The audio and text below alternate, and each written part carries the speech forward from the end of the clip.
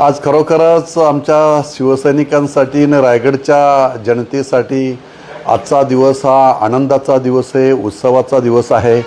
कारण आज श्रावणी पहिला सोमवार आहे, नागपंचमी आहे ना. आजच्या सणासुदीच्या पहिल्या सणाच्या दिवशीच या ठिकाणी भरत शेठ यांना रायगडचे पालकमंत्री, मुख्यमंत्री फडणवीस साहेब, उपमुख्यमंत्री शिंदे साहेब, उपमुख्यमंत्री सुनेत्रा वहिनी या सर्वांनी आज रायगडचे पालकमंत्री म्हणून भरत शेठ गोगावले यांची नियुक्ती केलेली, घोषणा केलेली आहे.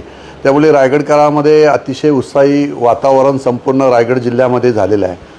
खरं तर आपल्या सगळ्यांना कल्पना आहे की रायगडचे पालकमंत्री भरत शेठ गोगावले यांनी शिवसेनेला मिळावं यासाठी तिन्ही आमदारांनी एकत्रपणे येऊन हा संघर्ष, हा लढा उभा केलेला होता.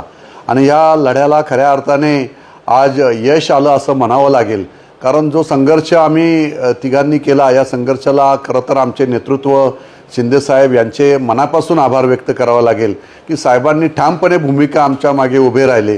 आणि त्यांनीसुद्धा त्यावेळेस सांगितलं की नाही, आपण भरत शेठ यांनाच रायगडचे पालकमंत्री करू, यासाठी मी ठामपणे तुमच्याबरोबर उभा आहे. आणि मग सरकारमध्ये चर्चा करून, देवेंद्र फडणवीस साहेबांशी चर्चा करून, त्यावेळेस अजितदादांशी चर्चा करून, आता सुनीताताईंशी चर्चा करून शिंदेसाहेबांनी हा तिढा कायमस्वरूपी संपवला आणि रायगडला भरत शेठच्या रूपाने पालकमंत्री आम्हाला मिळालेला आहे. ह्या गोष्टीचा मनस्वी आनंद मला आणि माझ्या सर्वच शिवसैनिकांना, माझ्या मतदारसंघातील शिवसैनिक आणि संपूर्ण रायगड जिल्ह्याच्या शिवसैनिकांना आजचा दिवस हा आनंदाचा दिवस आहे.